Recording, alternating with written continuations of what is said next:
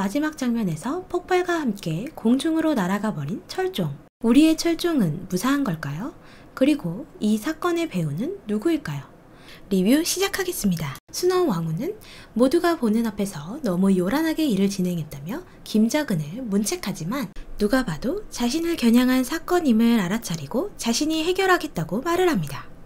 위험에 처한 건 조대비 또한 마찬가지였습니다.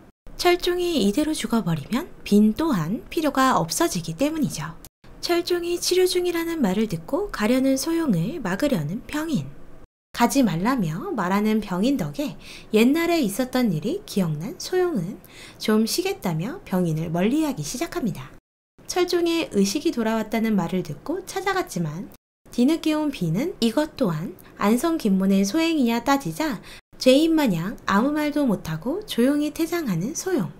소용은 자신의 방으로 찾아온 김자근을 만나게 되고 김문근의 장부와 철종이 연관이 있는지 물어보는 김자근의 말에 자신 또한 위험한 위치임을 눈치챕니다.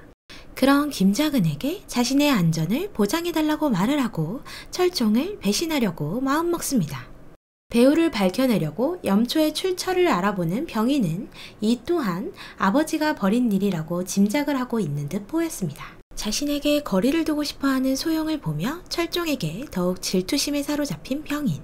순원왕후를 찾아가 사건에 대해 보고하고 만약 김자근이 범인이라도 자신이 알아서 가문에 타격이 없도록 해결하겠다고 말합니다. 철종을 끌어내릴 수만 있다면 뭐든지 하려는 병인. 퇴근길에 만난 김자근과 병인은 서로 세상 좋아 보이는 부자인 듯 보이지만 김자근은 병인이 소용을 좋아한다는 사실을 알고 이를 악용하려고 하고 병인은 언제든 아버지를 배신할 준비를 하는 듯 보입니다. 장부를 잃어버린 김문근이 김자근을 찾아가 장부의 행방을 물어보지만 김자근은 장부를 갖고 있지 않았습니다. 순원왕후까지 찾아가 장부의 행방을 물어보지만 순원왕후 또한 알고 있지 않았습니다. 자신의 장부로 인해 딸까지 위험한 처지에 놓이자 불안해진 김문근은 순원왕후에게 왕에게 속았다 말을 하고 소용을 제발 살려달라고 말을 합니다.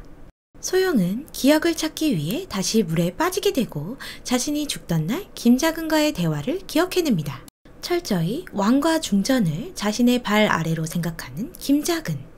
소용은 김자근의 말을 거부하고 가만두지 않겠다 말을 했지만 자신이 할 수 있는 건 아무것도 없었음을 알게 됩니다.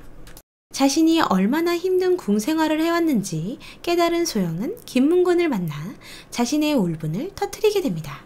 모든 것이 아버지의 탐욕을 채우기 위해 자신을 희생했다고 말하는 소용.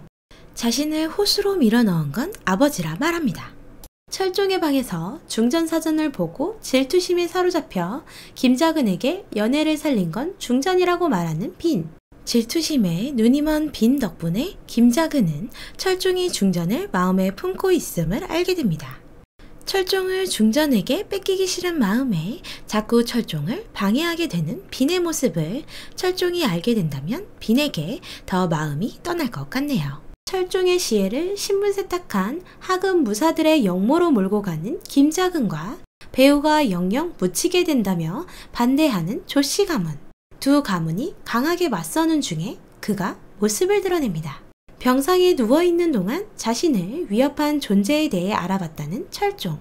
스스로 위협을 무릅쓰고 염초를 이용해 자신을 시해하는 반역 세력을 잡기 위해 준비한 철종. 염초 제조소의 책임자인 병판과 김자근을 역모죄로 파직시키고 귀양을 명합니다. 다신 없을 한 번의 기회에 더욱 세게 나가는 철종의 모습에 힘없이 모두 당하고 맙니다. 철종의 명령에 반기를 드는 순원왕후지만 상황이 상황인지라 철종에게 그대로 패배해버리는데요.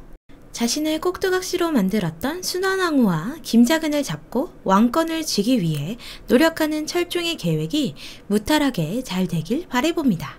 김자근과의 대화 중 중전이 연애를 살려놓았다는 사실을 알게 된 순원왕후.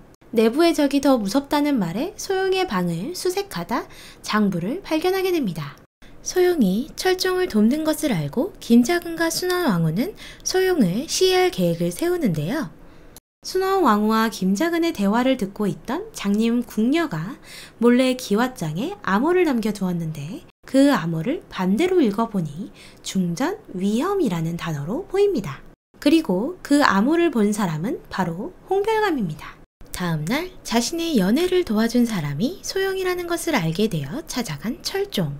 철종을 홍연으로 착각하여 자신도 모르게 야릇한 분위기를 조성하게 된 소용.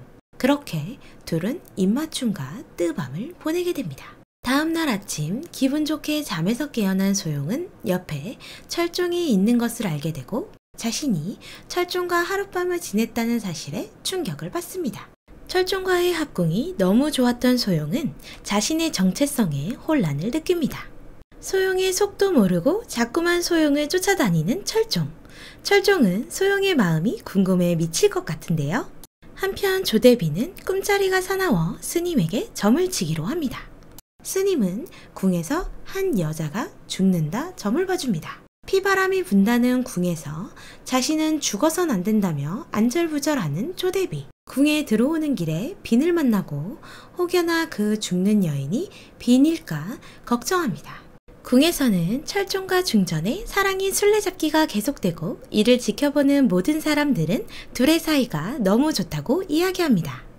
혼란스러운 소용은 자신의 마지막 보루 까톡을 보내 다시 정체성을 찾고자 하는데 그렇게 또 철종에게 까톡이 전달되고 만나자고 답을 한 철종. 두 사람은 만나서 배달 사고가 일어난 것을 알게 됩니다. 그러던 와중 철종의 폭발 사고가 주작임을 알게 된 소용은 죽을 뻔했다며 걱정하는데 자기도 모르게 튀어나오는 본심을 어떻게 숨겨. 그 말에 와락 안아버리는 철종. 중전이 좋다며 고백을 하는데 드디어 노터치 커플 바인 저는 소원 성취했습니다. 그런 철종을 호수에 빠지던 날 자신에게 했던 말을 기억하냐며 용서하지 못한다고 밀어내버립니다. 한편 김자근을 위해 어전회의에서 물러난 것이 화가 나 분이 안 풀리는 순원왕후. 김자근에게 다시 한번 기회를 준 순원왕후에게 자신을 믿어보라고 어필하는 김병인. 낡은 도구로는 한계가 있다고 말하며 철종을 상대할 자는 자신밖에 없다고 말을 합니다. 소용이 위험에 처하게 된다면 가장 먼저 김자근을 등질 사람으로 보이네요.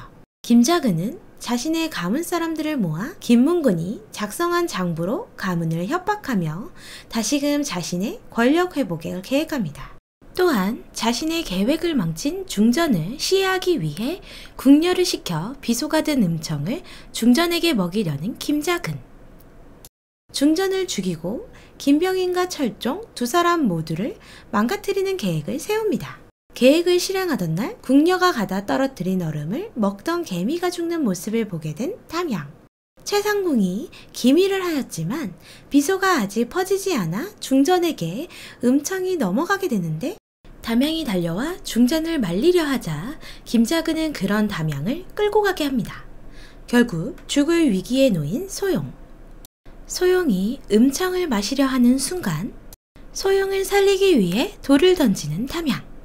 결국 돌을 던져 중전을 해하려 했다며 끌려가게 됩니다.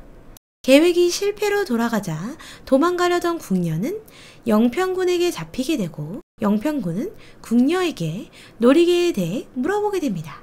중전을 살리고도 돌을 던진 죄를 빌미로 조정에서도 못 잡아서 안달이 난 나인이 되어버린 담양.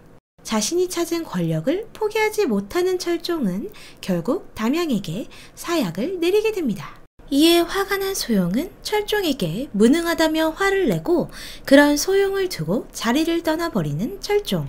다시 둘의 사이는 나빠지게 될까요? 아니, 그런 줄 알았습니다. 자리를 떠나며 소용에게 둘만 아는 수신호를 보낸 철종. 서로의 호흡이 찰떡같이 맞는 철종과 소용. 환상의 콤비가 되었습니다. 다음 주 예고편에서는 라면 먹고 갈래를 시전한 소용의 모습이 나오는데요.